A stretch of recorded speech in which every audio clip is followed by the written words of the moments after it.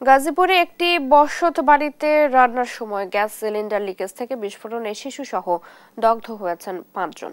তাদের উদ্ধার করে ঢাকার জাতীয় বার্ন ও প্লাস্টিক সার্জারি ইনস্টিটিউটে ভর্তি করা হয়েছে। রোববার রাতে এই দুর্ঘটনা ঘটে। স্বজন ও স্থানীয়রা জানায়, বাসন থানার মোগরখাল মোল্লা মার্কেট এলাকায় সন্ধ্যার দিকে একটি বসতবাড়িতে রান্না করার সময় গ্যাস সিলিন্ডার লিকেজ থেকে হঠাৎ বিস্ফোরণ ঘটে। এতে পারভিন সহ ৫ জন দগ্ধ হন। দগ্ধ অবস্থায় প্রথমে তাদের গাজীপুর শহীদ তাজউদ্দিন আহমেদ মেডিকেল কলেজ হাসপাতালে নেওয়া হয়। পরবর্তীতে সেখান থেকে তাদের ঢাকা জাতীয় বার্ন ও প্লাস্টিক সার্জারি ইনস্টিটিউটে ভর্তি করা হয়।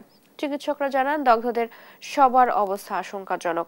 তাদের একজনের শরীরের ৯০% পুড়ে গেছে।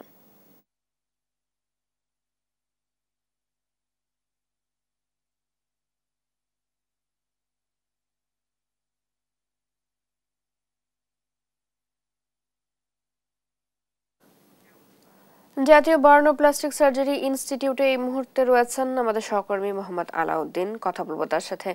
আলাউদ্দিন, দগ্ধদের শারীরিক অবস্থা নিয়ে চিকিৎসকরা কি বলছেন?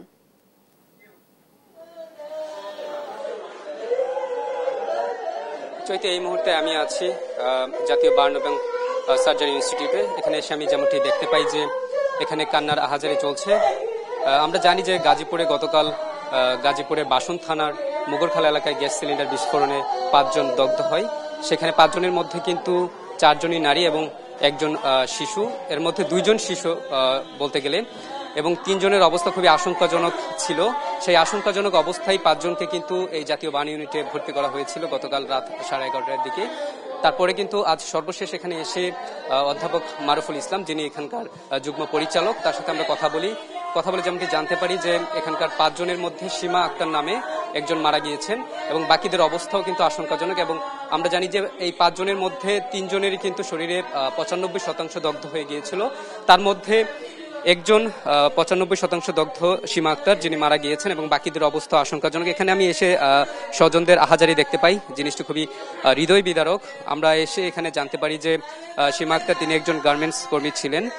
তিনি গাজীপুরেই থাকতেন আর তার পরিবার ঢাকায় থাকতো।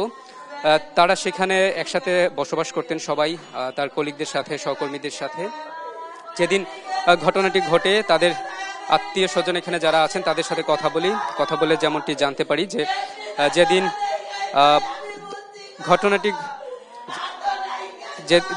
ঘটনাটি ঘটে সেদিন তারা রান্নাঘরে রান্না করছিলেন। হঠাৎ করে যখন চুলা জ্বালাচ্ছিলেন তখনই কিন্তু গ্যাস সিলিন্ডার বিস্ফোরিত হয়। সেই সঙ্গে সাথে সাথে তারা দগ্ধ হয়। সেই দগ্ধ অবস্থায় তাদেরকে জাতীয় বার্ন ইউনিটে নিয়ে আসা হয়েছিল।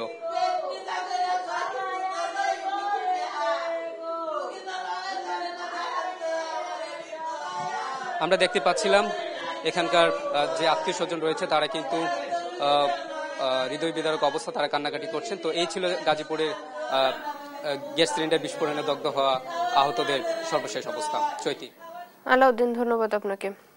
জাতীয় বার্ন ও প্লাস্টিক সার্জারি ইনস্টিটিউট থেকে যুক্ত ছিলেন সহকর্মী মোহাম্মদ আলাউদ্দিন।